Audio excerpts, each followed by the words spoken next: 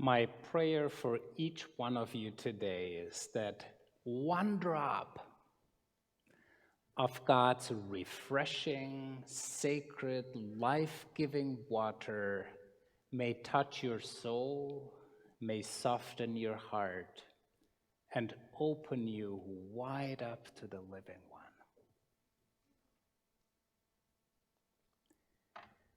Occasionally, I'm running by the river, down to the end and back.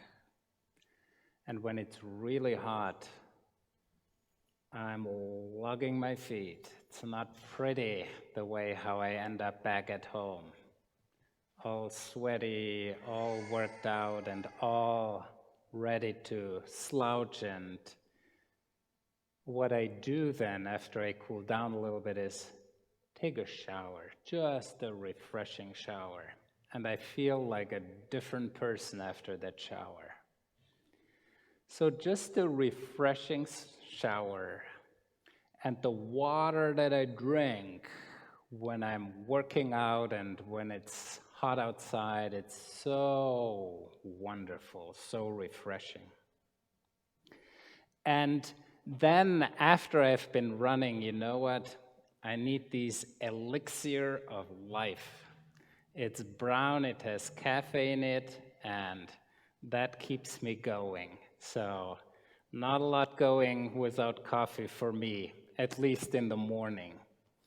So water, as refreshing, as life-giving, as energizing, whatever it is, it's so precious and so important and so vital that when we see lack of water, everything shrivels up.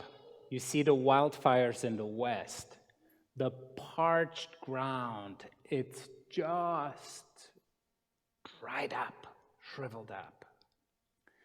And I think without the Spirit of God, the refreshing presence of holy water, sacred elixir and life, our souls parch and get dried up, and we lose the connection to the living one, the life-giving water.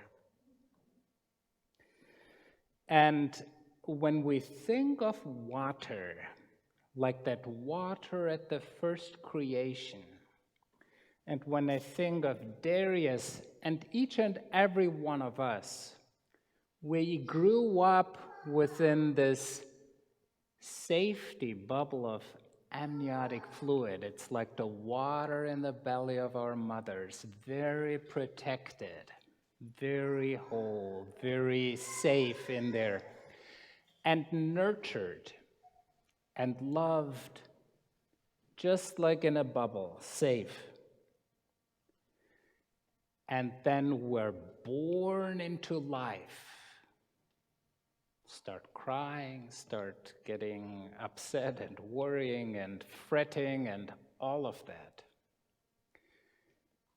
That is what baptism is about, to return to the water, to the wholeness of God, to the God who holds us. And being immersed in the water and rising from the water is just like Jesus rising from the womb, from the tomb, rising to new life. And when Jesus comes out of the water at his baptism, heaven opens, and he hears this voice very clearly. You are my beloved.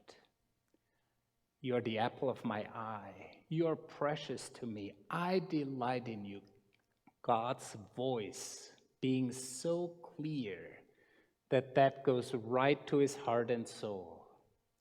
And people say that is the time when Jesus realized very, very clearly, again and again, that he was God's son, just as you and we are God's daughter, God's beloved, God's precious child, God's precious grown-up child.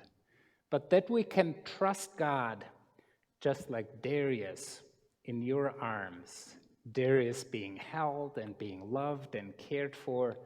That is how we are cared for.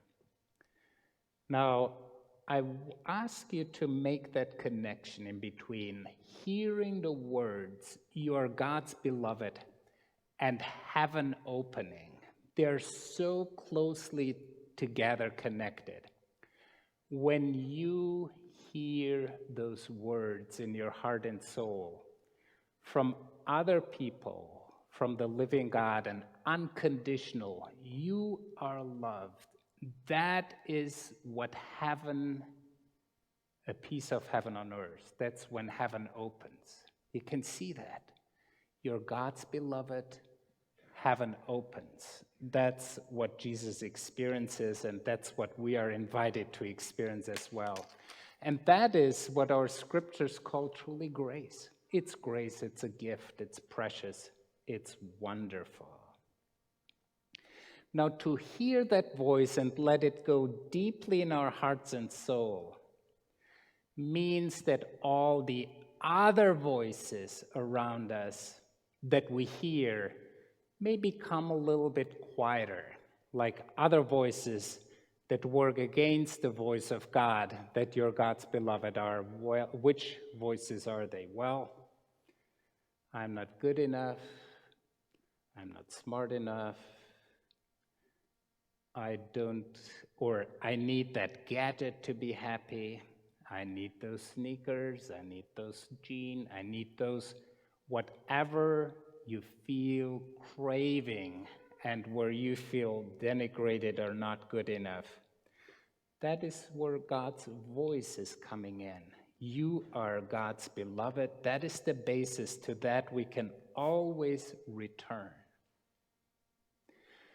I love this small children's book, Little Bunny with Mama Bunny. And they have this conversation. "I love you too. I love you to the moon and back," says Mom at the end.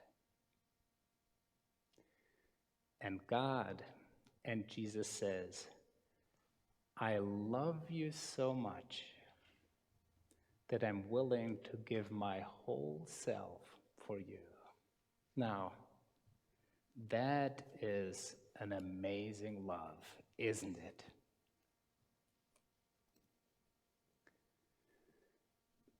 Water, what else does water besides refreshing, renewing, life-giving?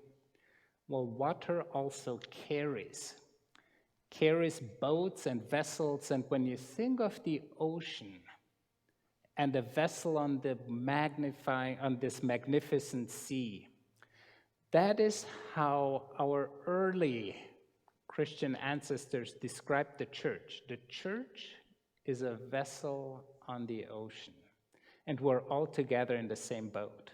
We're all together in the same boat. And now that's why the main sanctuary is often called the nave. Naval. So think about if you turn the church upside down, put it in a water, it would be like the Ark of Noah.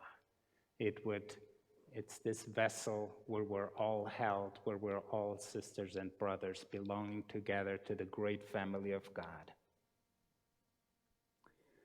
Water can be also dangerous, and we have seen that with hurricanes, with flooding, with torrential rains.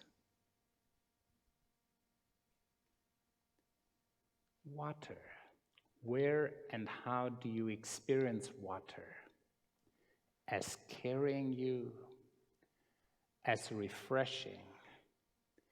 As Jesus rose from the water into the new life, and we are reminded of that in our baptisms, when with the water and the Spirit of God we hear God's voice saying, "You are my beloved. I love you. You are my beloved." Ask you to do this exercise. Turn to one another without moving in the pews. Look at someone and say, "You are God's beloved." Turn to those in your pew, front, back. You are God's beloved. You're God's beloved. You're God's beloved. Mm-mm-mm. So I hope that refreshing, life-giving Spirit of God may touch your soul, refresh your spirit, and assure you always you're God's beloved.